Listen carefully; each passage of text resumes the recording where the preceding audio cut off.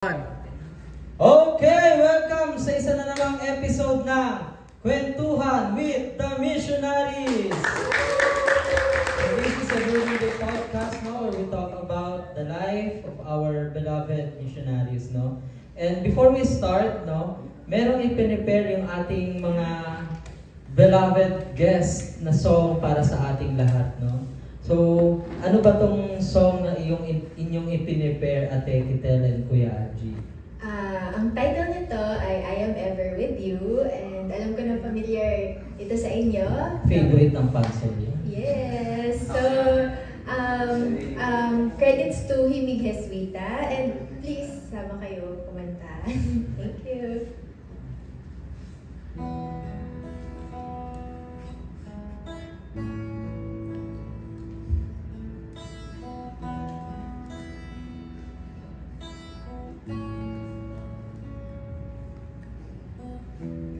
Do not let your hearts be troubled.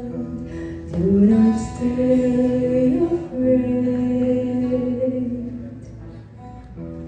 It is really I whom you see.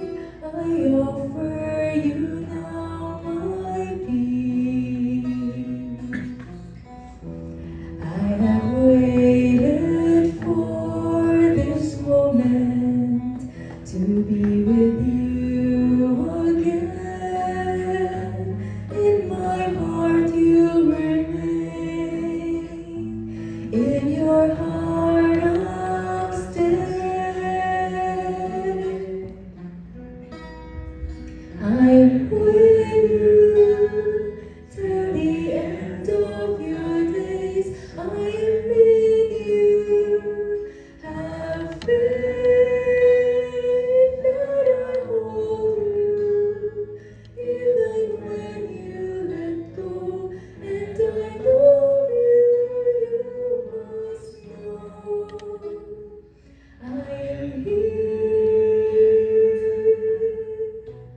I am never with you. Thank you.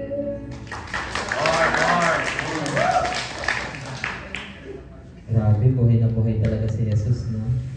Christus vivit! Ay, lumabas eh. Christus baby! Hallelujah, no? Maraming salamat sa isang napakagandang song, Ate Kitel, no? So again, we welcome our guest, Ate Kitel and Kuya Argy from the community of Pandakan, Manila. Tama ba?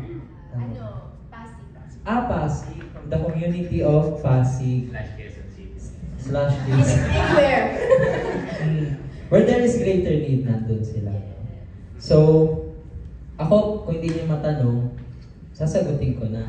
No? Ako personally, si Ate Kitel talaga, isa to sa mga nilulook up, no, ng mga sinaunang sinaunang youth, no? Mga sinaunang youth, no? Sa mga once young na youth, isa to sa mga talagang nilulook up ng mga youth, no? Kaya ang lagi kong tinataw, mayroon bang hindi kayang gawin si Ate Kitel, no? Doktor, scuba diver, surfer, animal lover. Kaya lakas ang lukso ng dugo niya sa mga to kanina pagbasa ng no? So, pero no, yun is pagkakakilala ko talaga kay Ate Kitel, no? Pero sila di pa nila alam yun. So, Kuya Argy and Ate Kitel, will you please tell us something about yourself? So, magandang gabi sa inyo, mga youth ng Pansol. At sobrang thankful ako sa opportunity na to na makasama kayo. Salamat Gab, salamat Jello. Ako si Ate Kitel. Sa totoo lang, medyo matanda na ako. Batang isip pa ako. Pero ayun, masasabi ko na isa akong Verbum Day disciple and Verbum Day baby. Simula pa sa buntis ng nanay ko, Verbum Day na siya. So, nag-disciple, nag-commit ako as a disciple noong 2009. Ako, pinanganak na ba kayo? Sana pinanganak na kayo doon? Wala pa ako dito.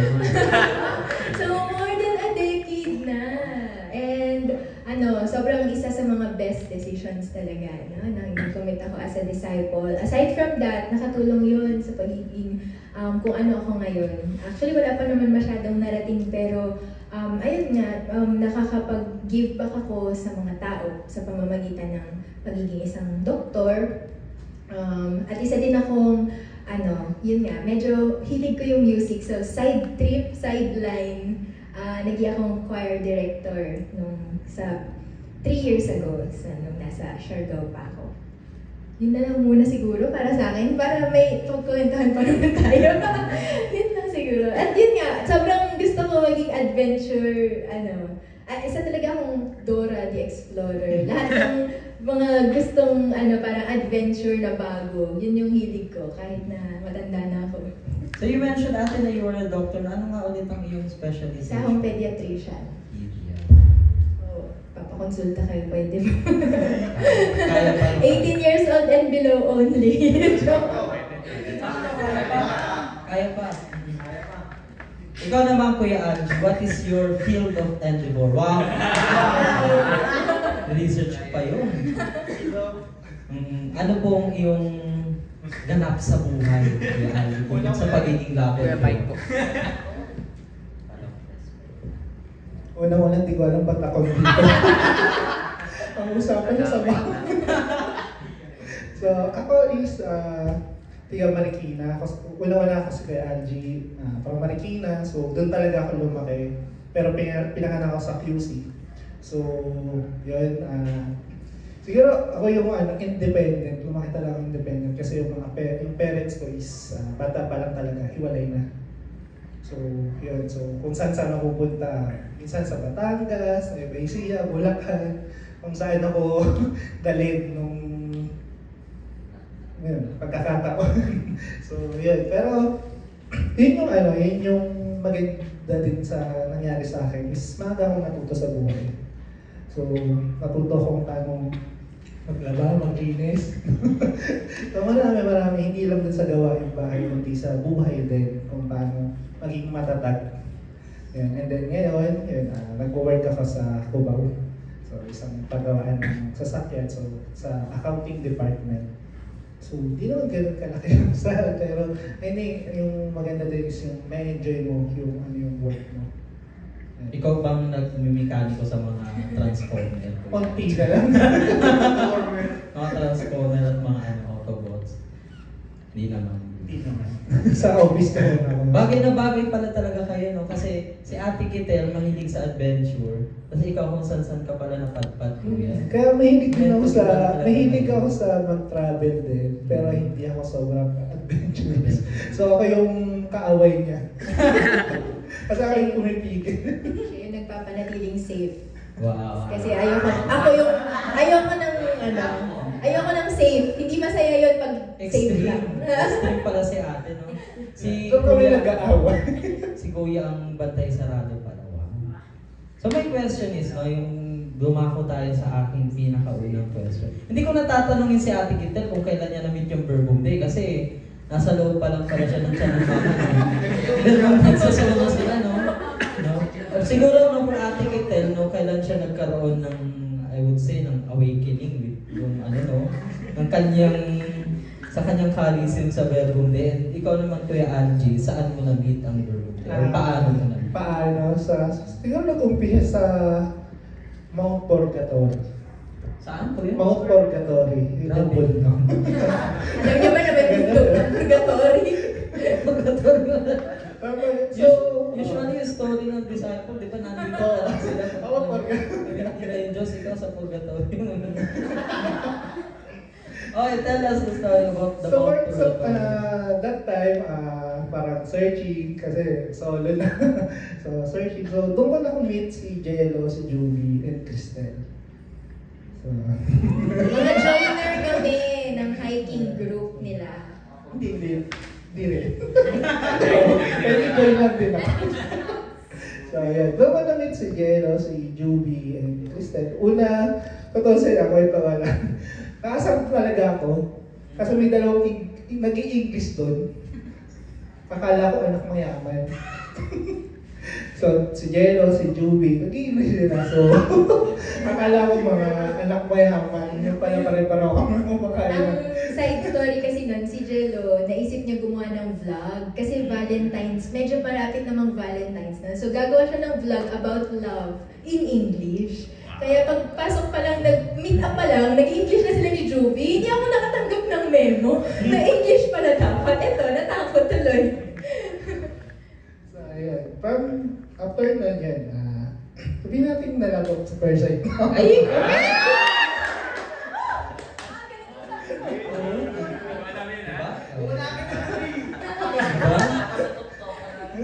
Baka sa tuktok, panalo na.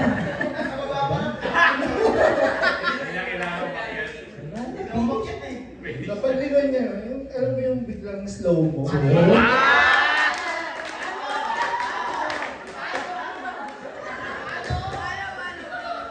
Hindi, Kuya Angie, i-describe mo sa amin yung moment. Describe mo sa amin. Kasi ganito yun, pagpasok ko ng McDo, nauna sila. So, nagpapwentuhan, English. So, pag upo ko, si Cristel is nasa side ko lang, si Jello, si Julie nasa right ko. So, medyo napalingon. Sabi mo, ganda. Ay!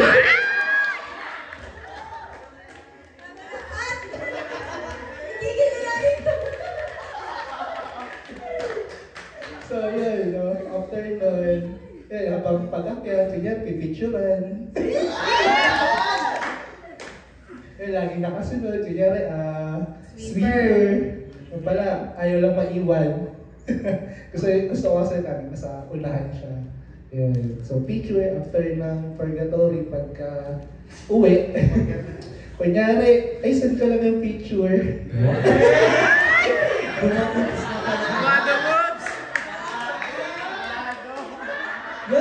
Doon na nagsisimula yung sinasabi kong boys take note.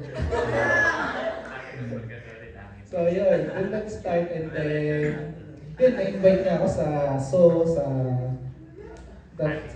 PK, sa Makati So. And then, after nun, in-invite din niya ako sa MJ. Missionary journey. And then, that time kasi, I'm looking din, no? Question ko sa sarili ko kasi is, ano ba yung mission ko? Yun yung time kasi, syempre, mag-isa ka lang. Tapos in the age of 20s, parang napapatanong ka na, ano ba yung mission ko sa buhay? So that time, parang naisip ko, gusto kong magturo sa mga bata, pero hindi ko alam paano umpisahan. Hindi ko alam kung paano gawin, kasi mag-isa lang ako. So maraming pumapasok kung paano. Siguro yun yung way, ito yung, para sabihin ni Diyos, ito yung hinihingi mo. So then nag-start yung pag-ano ko sa And it really speaks the volume na kung gaano ka-dedicated talaga si Kuya Angie sa kanilang missionary journey, no? Kasi there was this one time na we were given an opportunity, no, to join the Pasig in Helping, and talaga namang yung fire ni Kuya Angie in serving the kids, no, is grabe naman talaga, kahit sobrang init dun sa Pasig. No? Ikaw naman, Ate Kitel, paano mo na-meet ang Verbum Day? So yun nga, as a Verbum Day baby, lagi talaga akong kinakaladkad ng nanay ko. As in, pwersahan talaga. Kasi di ba, imagine ninyo, pag bata ka, tapos ang Verbum Day, ang hilig sa prayer time na tahimik. Hindi yun talaga mapakali. So minsan, doon pa sa Pandakan yon, merong butas yung bakod nila doon, papunta sa playground. So, susuksok ako doon, habang naglalaro sila. Ganun ako kapilyo. Hindi talaga pumasok sa isip ko na posible pala maging disciple ako one day. Talagang namulat na ako nung college years na.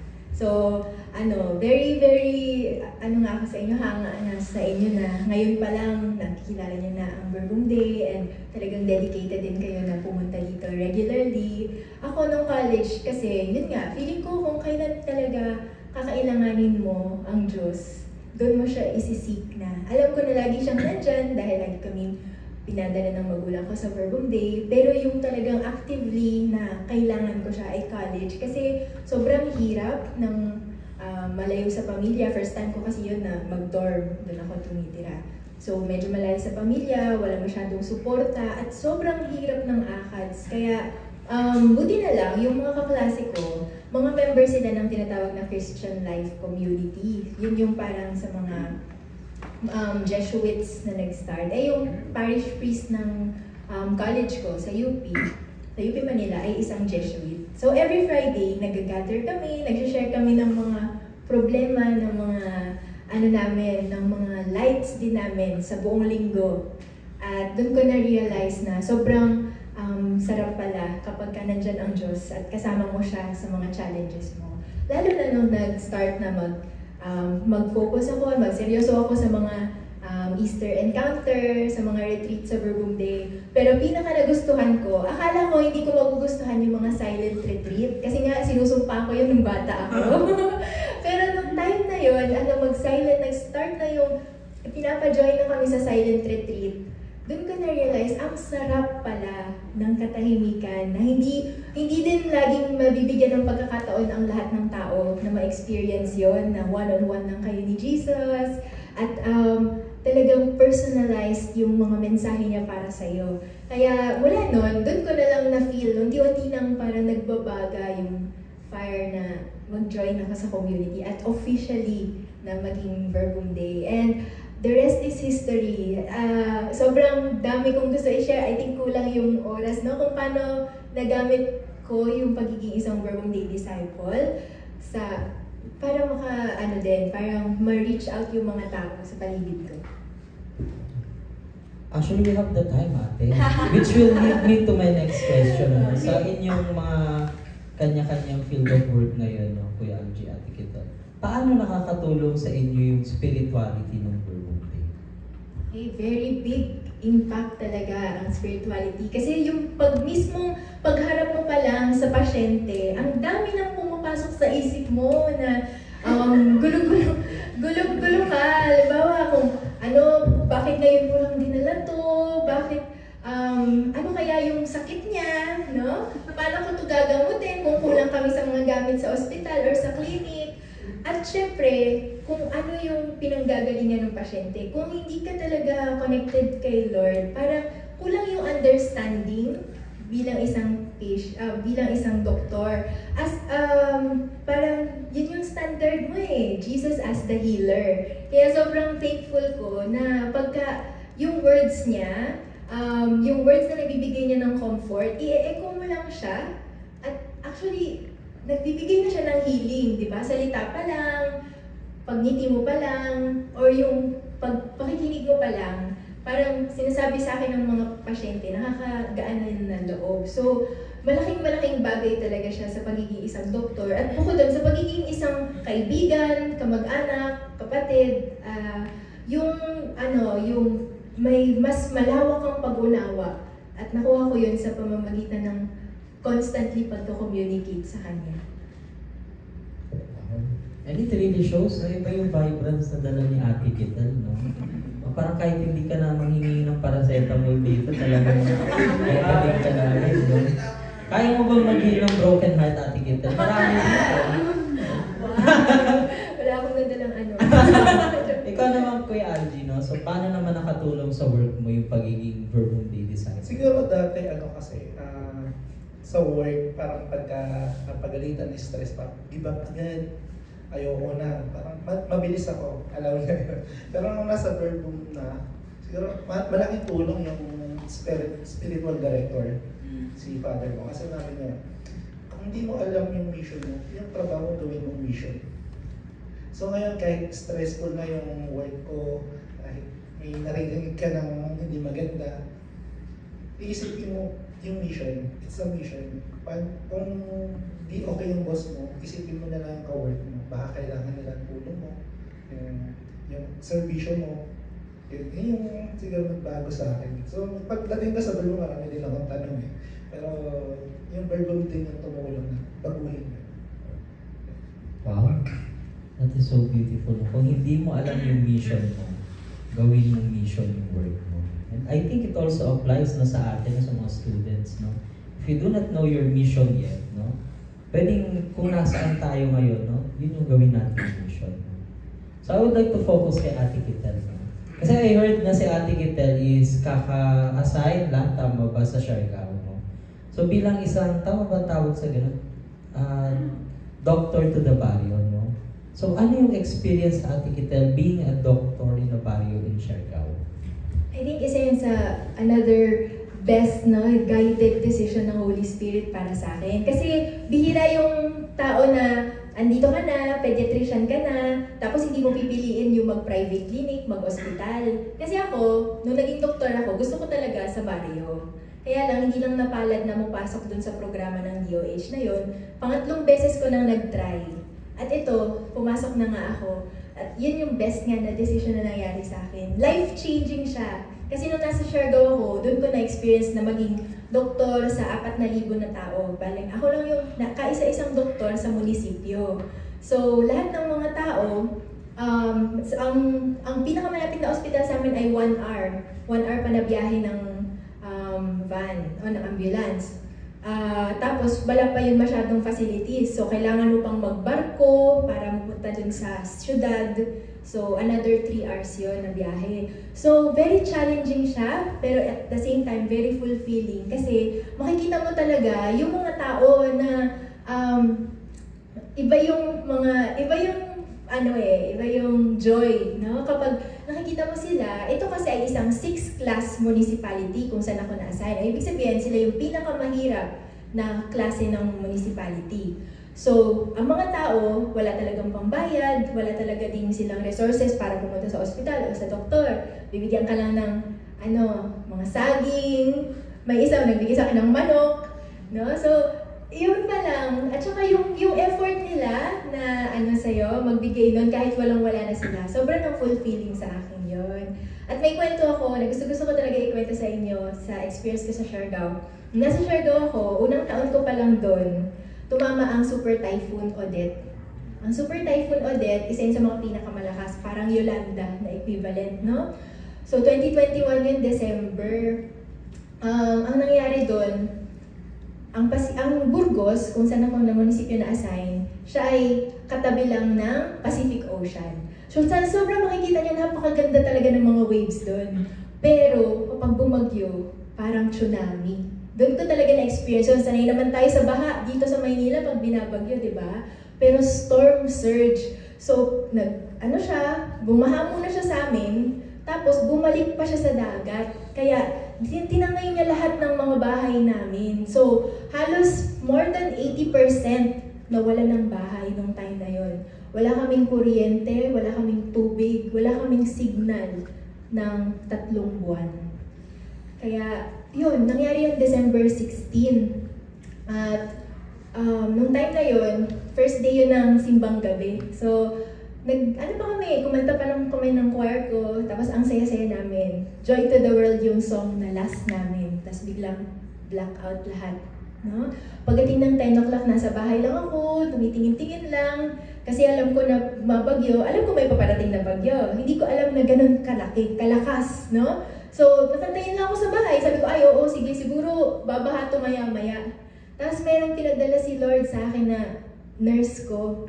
Dumaan lang siya, tapos sabi niya, Dok, mukhang magsa-surge. Kaya dapat umaakyat ka, kasi hindi ka dapat dyan lang. Tapos tumulong siya nagbuhat ng lahat ng mga gamit sa bahay.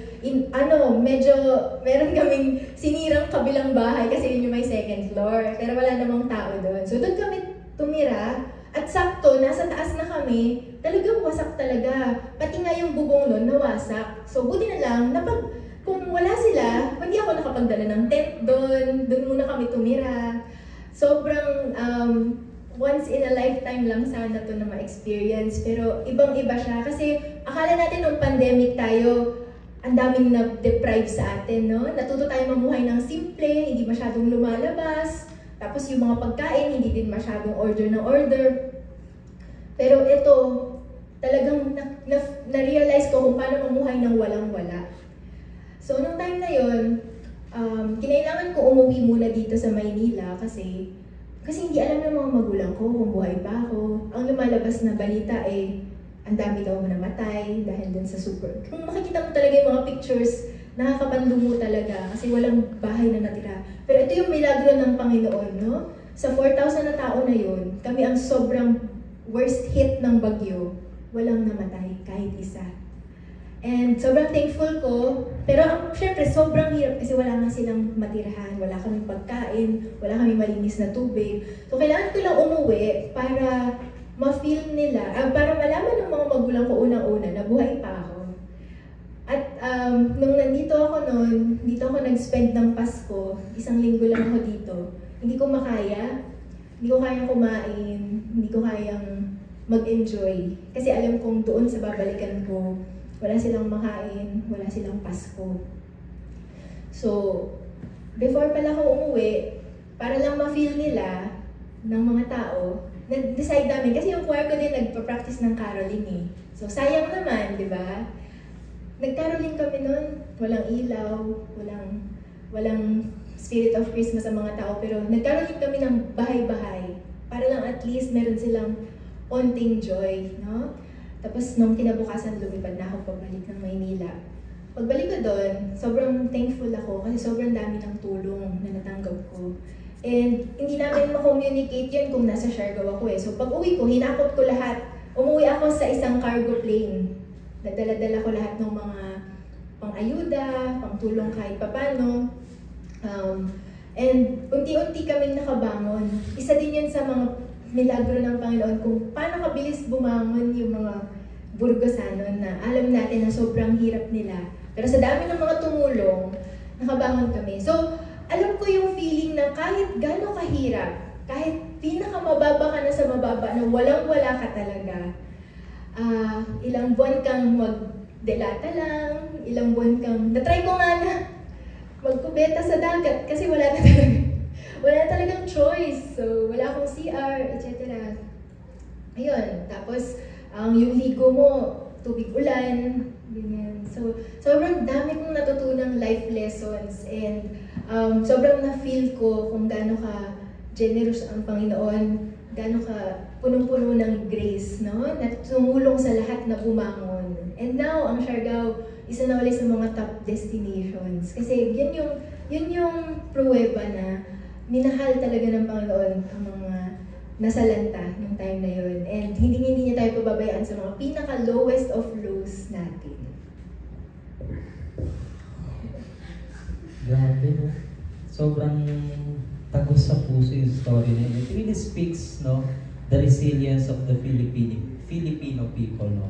Pero more than that, no, it also speaks, no, yung characteristic ng isang totoong, I would say, a disciple of Christ, no, is someone who doesn't lose hope, no, regardless of what is happening around her or him, no? Grabe. No, so that is your experience, ate, as a doctor, no? Pero as a disciple, no, as a Verbum Dei disciple, no, ano yung mga possibility na nakikita mo, no, for Siargao? No, is there a Verbum Dei possibility for Siargao?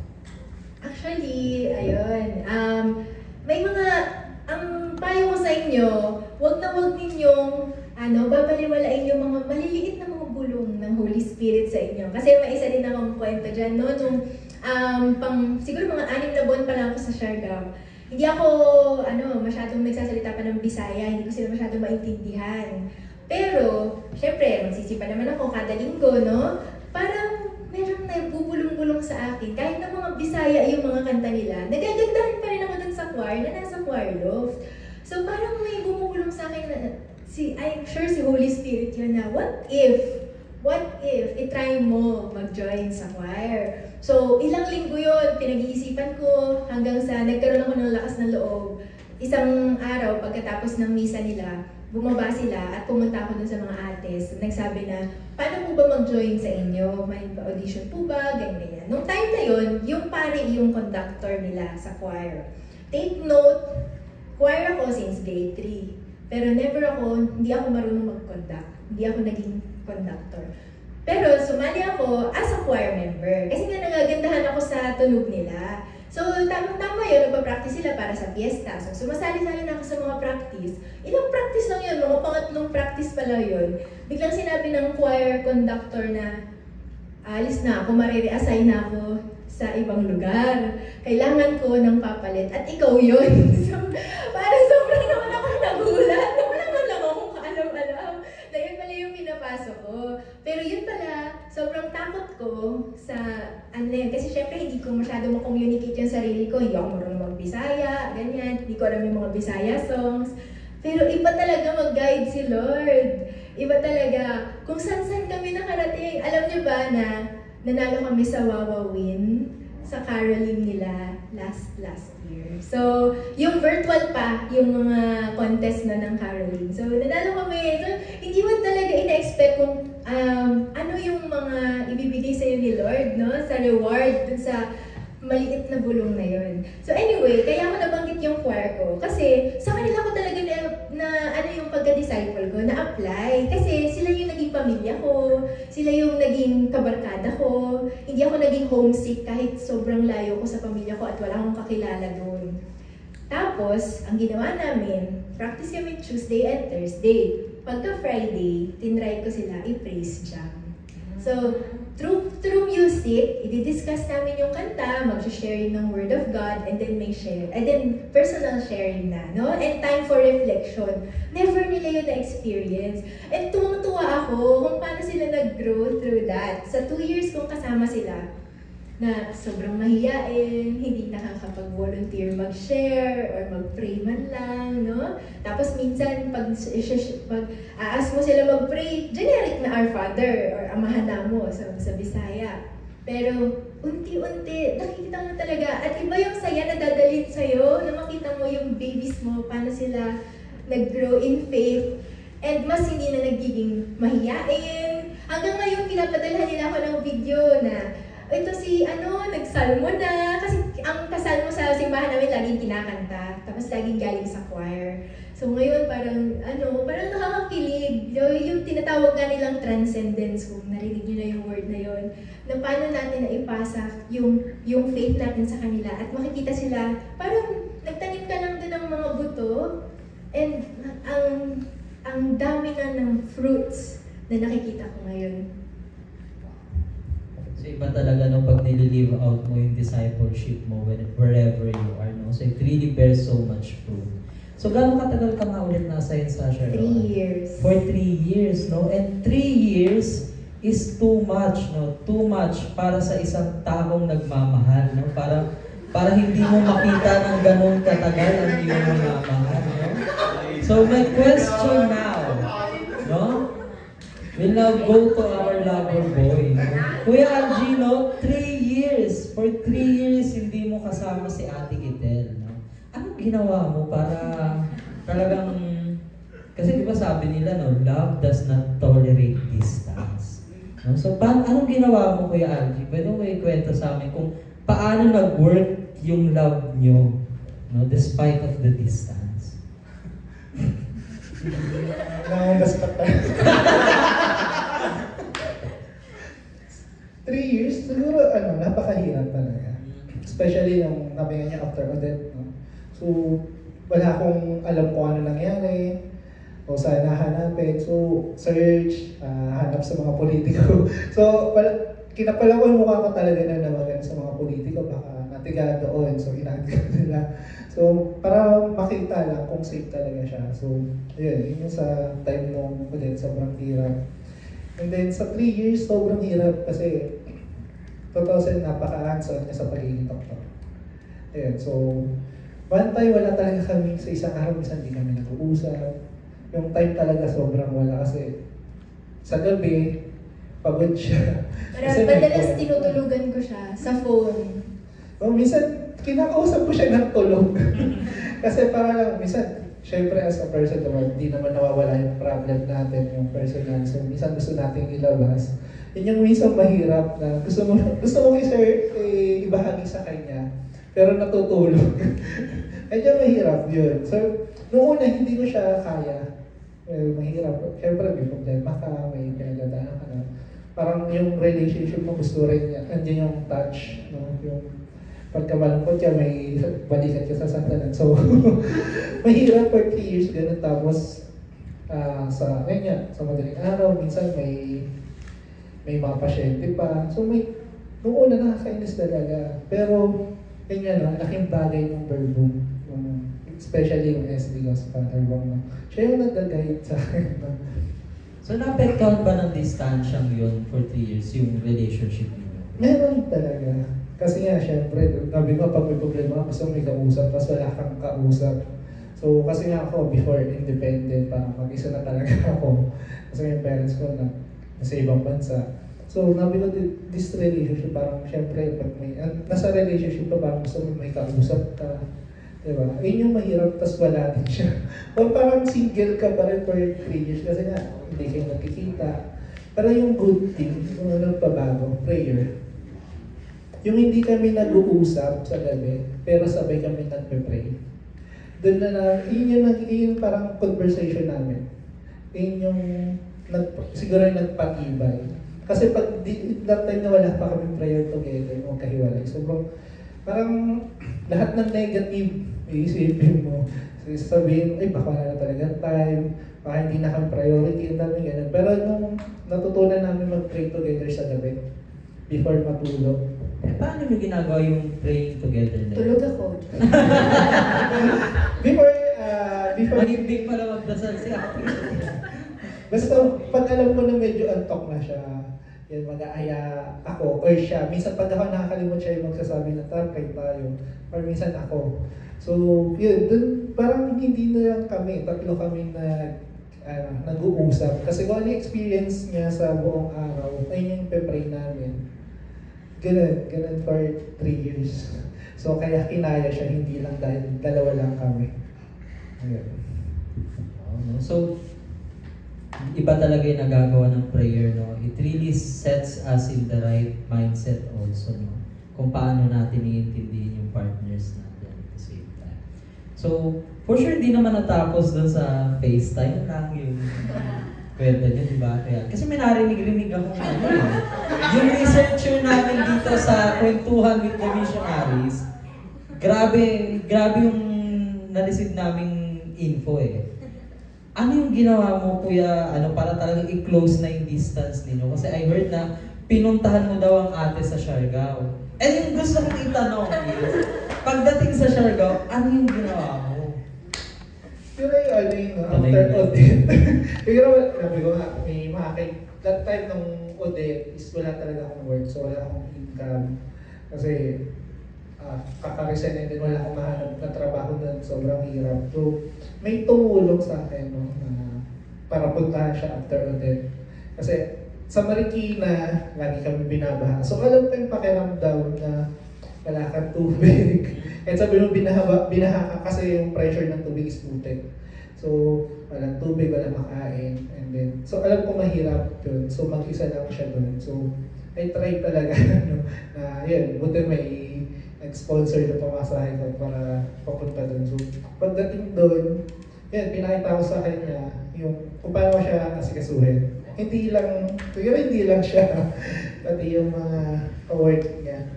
Yan. So, kasi pagka mahal mo isang tao, hindi lang siya yung mamahalin mo. Mamahalin mo rin yung sa paligid niya. Oh. Boys, take note. So my question is, no, Ate Ketel, Kuya Archie, what's next, no, para sa inyong dalawa? Okay, so actually, isa sa mga, ako na lang mag-join. Nung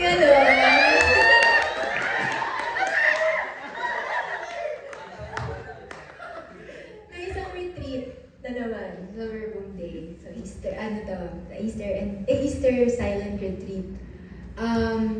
Isa yan sa mga pinagdadasal ko. Kung ano bang mangyayari after ng 3 years ka sa Siargao. Kasi sa bawat crossroads, so pag darating ka sa punto na kailangan mong magdesisyon, halimbawa anong course kukunin, saan ka magtatrabaho, ano na yung susunod, laging sa Diyos ako humihingi ng guidance. Kasi ako talaga paiba-iba talaga yung gusto ko eh, no? Wala talagang direksyon.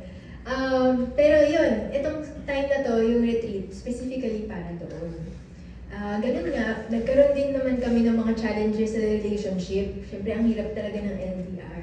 So, minsan, nagkakaroon din ako ng doubts kung siya na ba talaga or ano ba talaga yung plan ni Lord para sa akin. So, pinagdasal ko ito ng retreat. At i-share ko lang na marami akong sagot na nakuha, natanggap sa harapan ni Mama Mary. No? Sa harapan ni Mama Mary, parang pinapakita niya kung paano siya nagmahal din bilang isang ina at kung sino yung mga tao umalalay sa iyo sa mga times na sobrang hirap. And na-realize ko na sa mundo, sa aking personality din, kailangan ko talaga ng makakasama. And kasi sobrang magaslaw talaga ako na tao. Kung titingnan niyo yung sasakyan, sobrang daming gasgas. Kung titingnan niyo yung mga ginagawa kong mga adventures, tumatalon sa mga bangin. No, wala talaga akong sense din ng safety. And ang dami ko din mga parang insecurities, no? So, ang isang relationship, maganda talagang makita niyo yung pagko-compliment niya sa isa't isa. And hindi ka talaga papabayaan ni Lord eh. Magsisend talaga siya ng tao na magpupuno sa mga pagkukulang mo, tutulong sa'yo sa paggawa mo ng misyon sa nabibigay niya sa iyo. So, actually, ako ang una nag-propose. Nung retreat na yun! So, nung end na nung retreat, nung pwede na magsalita, ako yung nag-propose sa kanya. Paano mo sinabi ate? Paano mo sinabi ate? Ay, first time mo makalinig ng gano'n ha? Magkakaroon kayo sa Easter sa Tagaytay. Oh, nalilita niyo yung, ano to? Labyrinth, yung maze na pabilog. So, naglalakad lang kami doon. Silent pa una. Pero magtitig sa gitna, doon ko na tinanong. Ayun na.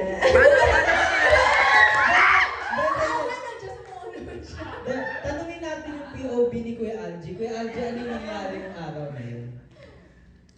Kaya pala nakakakilig tumambay dun sa labyrinth mo.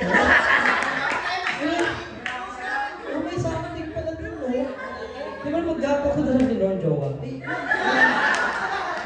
Grabe mo, iba pala, no? Kuya Algie, ano nangyari ng araw na yun?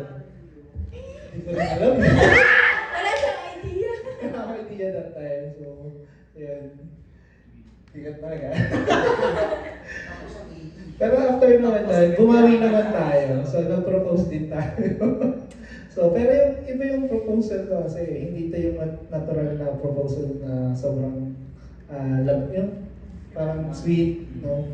So, yung proposal namin is, nag-propose ako pero hindi ko siya pinasagot agad. So, I need, parang sabi ko, ito yung singseng, isip ka talaga kung sure ka ba talaga. Diba? Para alam ko na hindi talaga siya yung napilitan.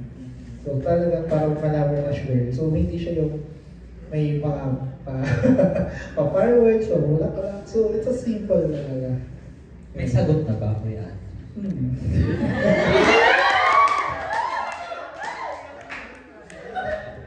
Tapos, ang retreat. Boy, ang Diyos! So, ayun, no? Yan ang silent retreat. May fruit agad, no? Susunod na yung singsing. Susunod na yung singsing. Ayun. Pero nakay-ate kita na po. Nakay-ate na. Yung singseng, sa mabuting kamay. Sa mabuting kamay, okay. So yung nawala yung singseng. Pero nasa iyo pa yung singsing na binigay ko, di ba?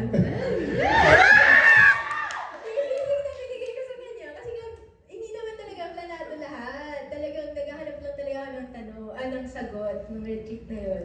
Ginawa ko lang sa mga branches ng damo. At yun pa yung tinago niya. Kasi nga ako, very careless ako na tao. Kaya unfortunately, sorry po, nawala ko yung singsing niya. Kasi nga, yun talaga ako na tao. Alam niya yun, lagi ako nakakawala ng mga bagay-bagay. Kahit ganun ka-importante yun. kasi sabi ko yung sa akin, okay lang yung singsing mo, wala, wag lang ikaw.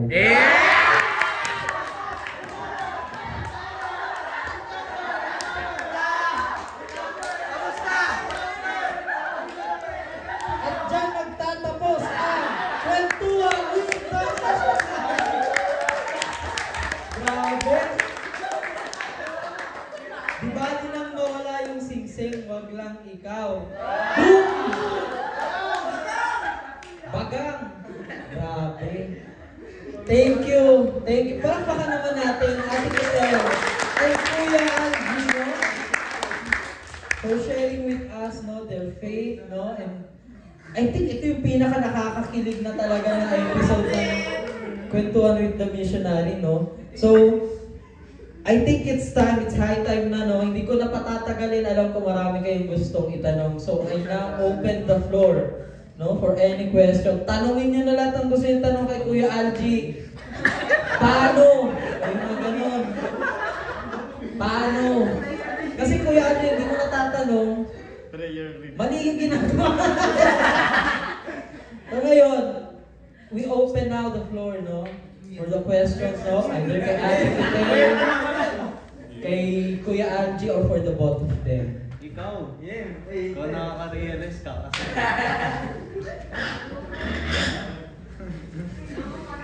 Ikaw ang iabot. Ano daw prayer? Prayer reading daw.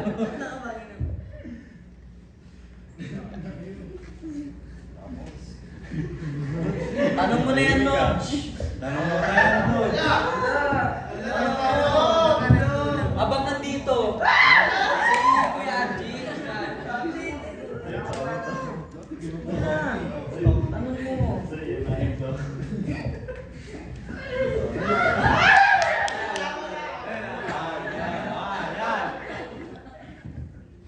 Nada na lagi tumatambay. Hindi, joke lang. Hindi mo masirain yung lugar na yun.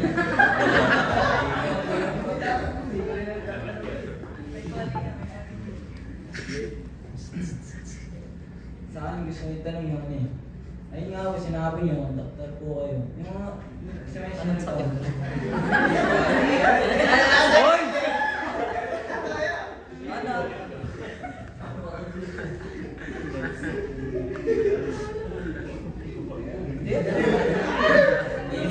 Kinikilig pa, kinikilig pa. Ayun na nga po, di ba sa amin po, doktor kayo sa Shalga. Di ba po, ano? Gagamit po kayo, di ba?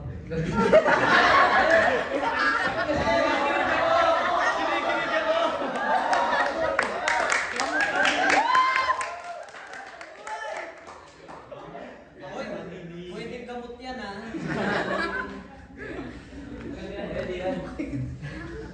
Doon ako na inspire. Kasi ano yung gusto ko talaga yung, sabi niya, adventure din, hindi ba nag-adventure po siya? Ay, ikaw po.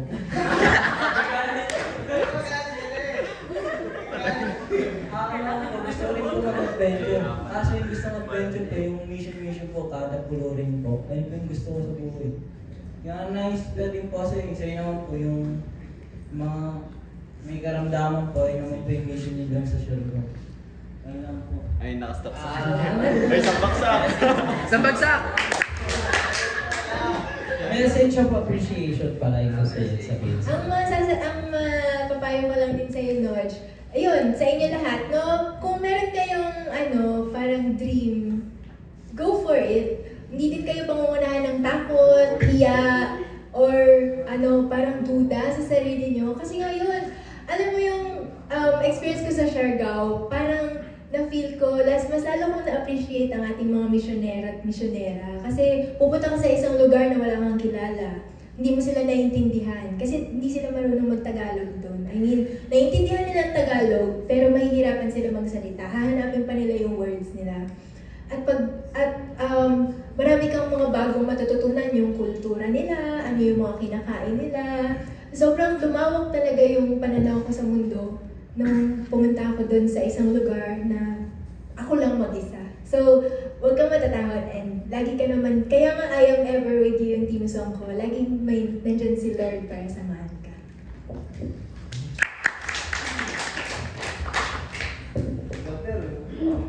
Any more Hindi, questions? maganda si Amy magtatanong. Oh, yeah.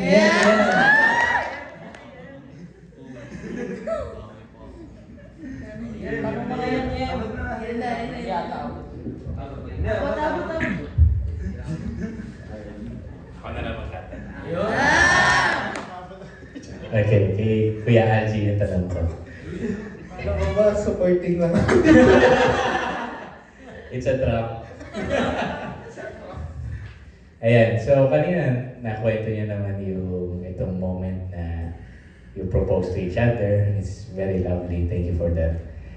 Siguro interesting rin malaman yung kung paano mo siya niligawan.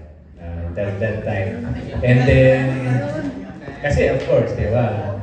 I can imagine you as a guy, wow, this woman is so beautiful. She's a doctor, she's a missionary, she's a musician, she's everything. Di ba? Wow.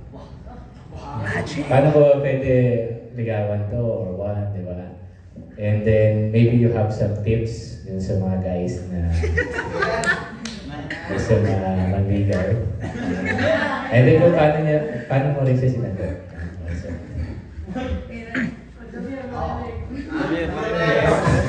Labas ang notebook at ballpen. Sa totoo, sobrang, for me and honestly, mahirap para sa akin. Kasi, doktor, and then, parang ang dami niyang talent, no? Tapos ako, simple lang. So, may, parang, first is parang may insecurity. Especially sa estado ng life, no, sa buhay. So, pero isa lang yung tinuro sa akin ng Bible. Love yung pinaka-importante. So, kahit sabi ko yung mga materials thing, no, mas kaya niyang bilhin yan kaysa sa akin. Pero yung love, yun yung kaya kong panlaban. And then yung, kasi pag love mo, and then yung patient, yung waiting, lahat gagawin mo. Yan. So, panliligaw yun. Una, yun nga, sabi ko nga, papansin. Papansin na muna. So, pag nalaman mo ng pag nalaman mo ng okay, yan. Gagawin mo yung best mo para sa kanya. Hindi lang kasi yung about love eh. Siyempre, kung mahal mo yung kasi ako pag pumasok sa relation, laging sinasabi na siya talaga. Kasi kung sasabihin mo lang na para karoon lang ng kasama, parang, di ba, parang magkakaroon ng end. So, ako kasi pag pumasok talaga sa relation, is lagi kong sinasabi na ito yung dadali ko sa altar. So, ganun yung thinking ko. So, lahat gagawin ko yung best ko. Kasi ako as a person, lagi, siguro sa experience ko, no, natutunan ko na hindi ako perfect. Hindi ako perfecto. So, yun yung ginagamit ko para intindihin siya. So, before na may hindi siya nagagawa para sa akin, ako din. O yung una kong sinasabi, ako din hindi rin ako nagawa para sa kanya. Yeah. Kaya siguro sa 3 years na magkahiwalay kami, yun yung ginamit ko. No? Kung ako is hindi perfect, yun lagi kong sinasabi. Para yung hindi niya magawa para sa akin, lagi kong isip na may hindi rin ako kayang gawin para sa kanya. Yeah.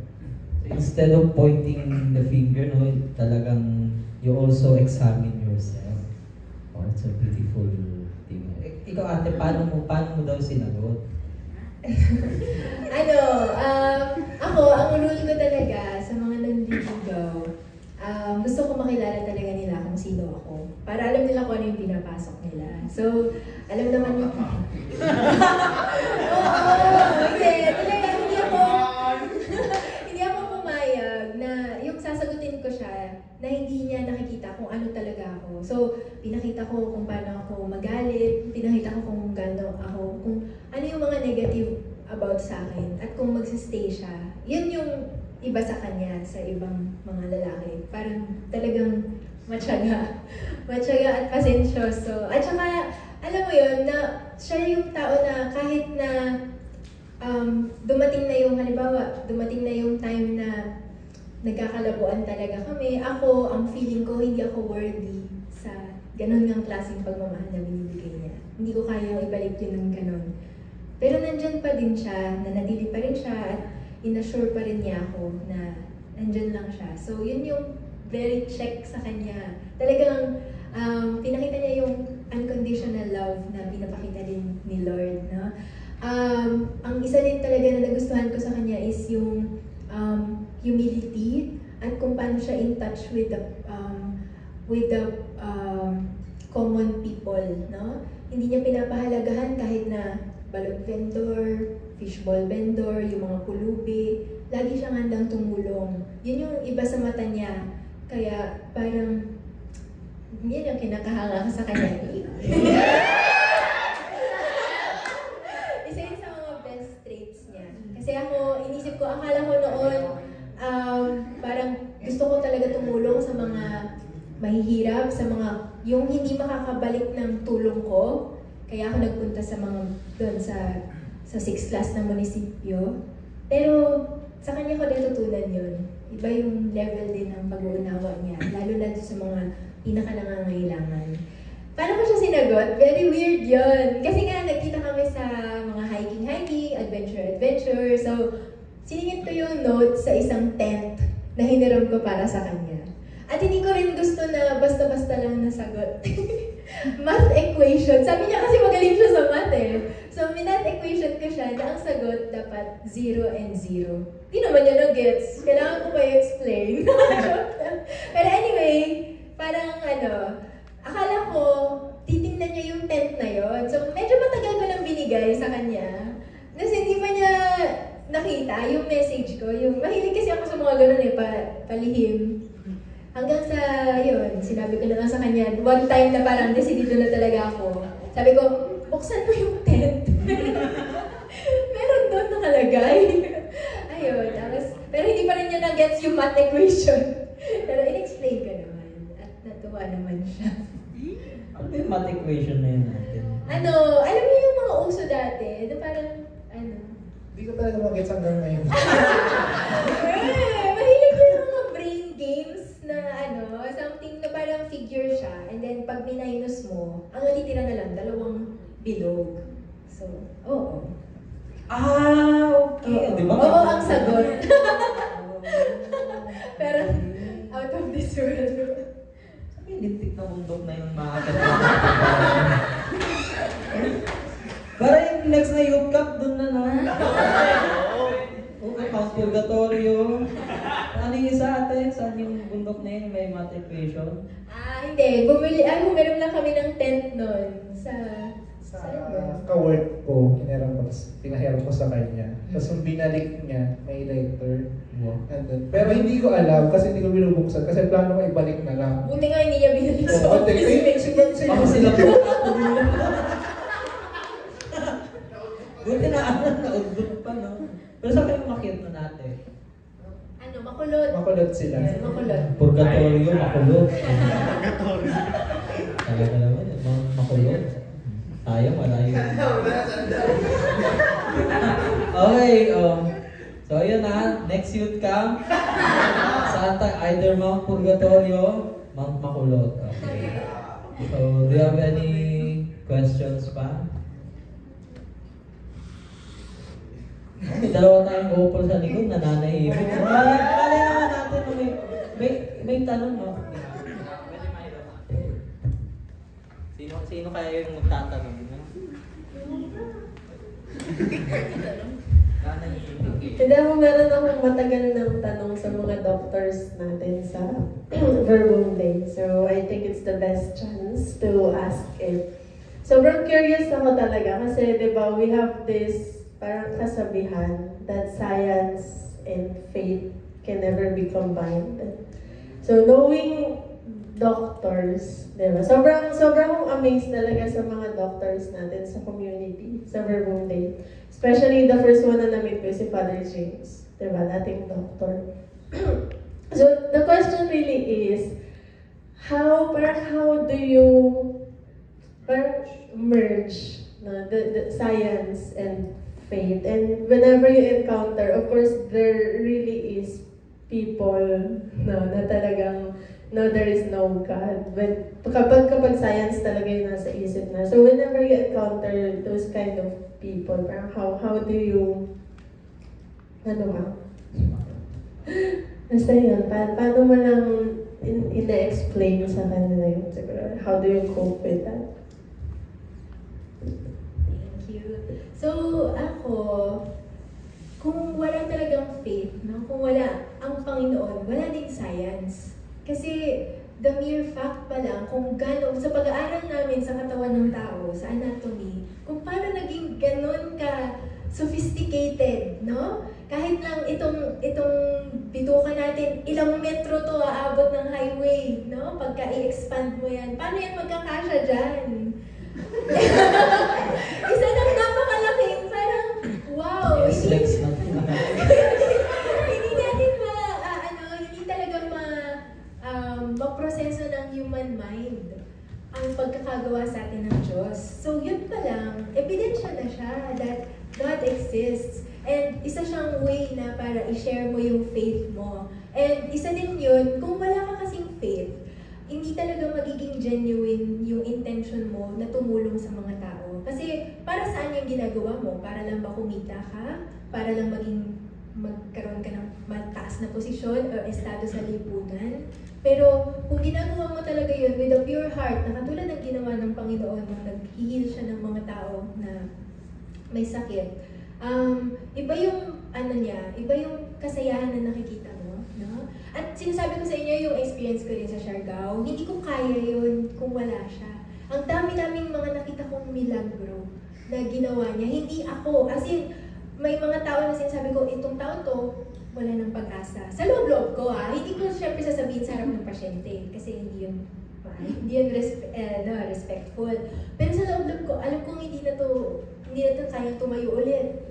May isang kaso na, example lang maraming coconut sa Siargao. Coconut capital siya. So, ang isa sa mga mahilig gawin ng mga tao doon is aakyat ng coconut, tapos kukunin yung mga niyog doon. Anyway, ito siya, from a broken family din. Umakyat siya one day, at kusa siyang bumitaw. So, tumama yung likod niya. Tapos medyo parang Jesus na, and Peter na kwento to na dinala siya sa akin ng mga kaibigan niya. Lumpo na siya. Hindi siya makatayo.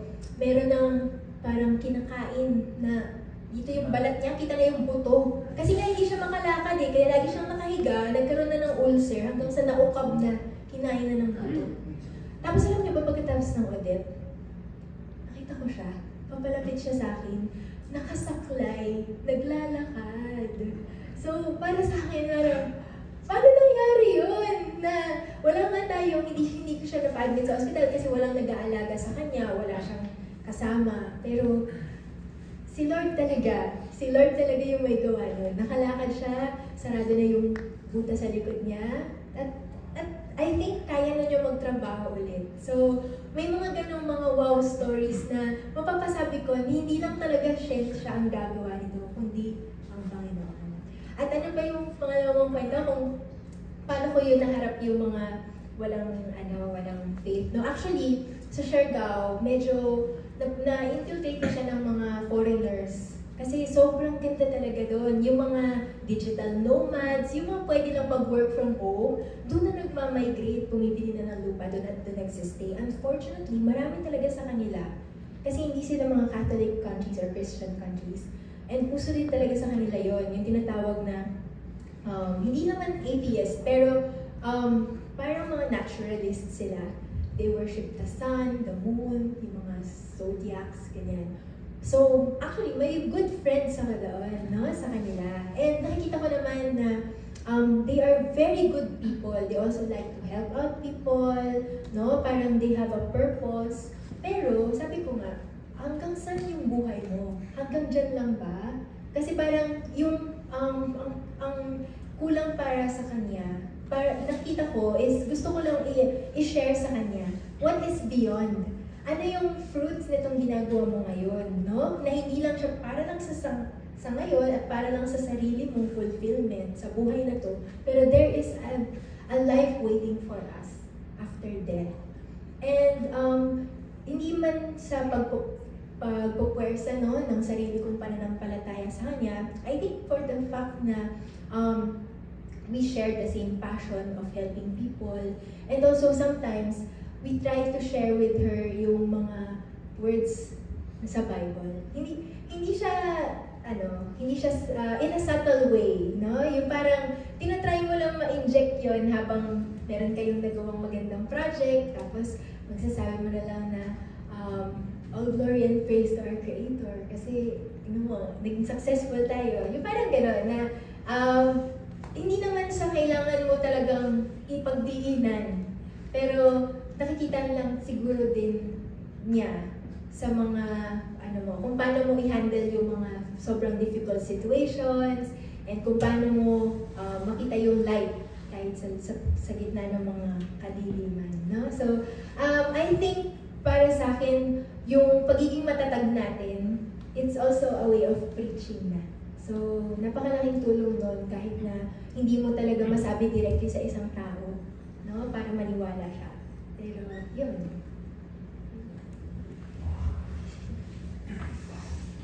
Iba yung mga enlightenment na nabibigay ng ating kita, no? Okay. Any more questions?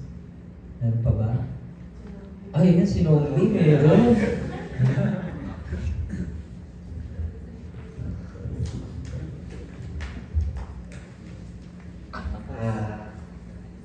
Propose na ako kayo sa isa't isa.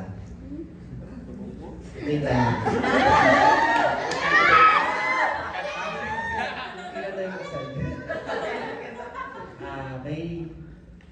May plano po ba kayong pumasok na marriage couple missionary? Magandang tanong mo. Napag-usapan namin yun, actually. Kasi, talaga. Actually ako, parang yun din yung isang discernment ko na. Gusto ko rin maging isang missionera.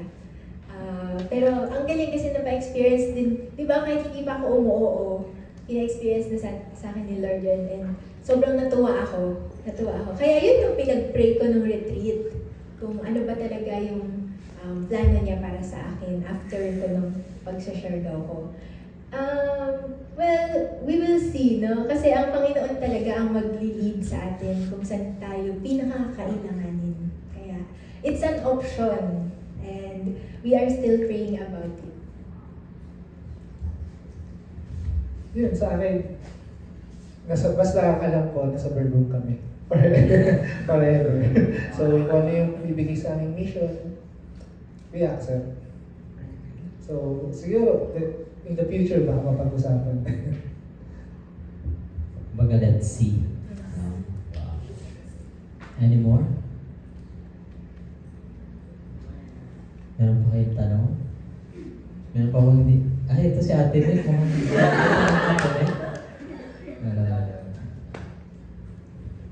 So I think, no? That's it. Again, Ate Kidel and Kuya Algie! Maraming salamat Ate Kidel and Kuya Algie for gracing our program. Maraming salamat at maraming talaga kaming nakuhang lights, no? And tips mula sa inyong dalawa. So, okay lang ba na kayo na mag-lead ng ating closing prayer? Okay, sige. In the name of the Father, the Son, and the Holy Spirit. Amen. Lord, maraming salamat po sa araw na to at sa pagkakataong binigay po ninyo para makapag-share kami ni Algie ng aming buhay. Salamat po sa mga inspirasyon para mabuo itong programang to. At salamat po sa lahat ng gumagabay sa youth ng Pansol at nananatili po sila at patuloy na nag-grow in faith sa inyo. Panginoon, gabayan niyo po kami sa aming pag-uwi, sa lahat ng mga kailangan po namin gawin, lalo na sa mga studies ng mga batang to. Gabayan niyo po sila sa mga plano ninyo para sa kanila at sana po ay patuloy pang lumalim ang relasyon nila sa inyo at magawa nila kung ano yung mga mission ninyo para sa kanila. Let us all pray. Hail Mary, full of grace, the Lord is with you. Blessed are you among women, and blessed is the fruit of thy womb, Jesus. Holy Mary, Mother of God, pray for us sinners, now and at the hour of our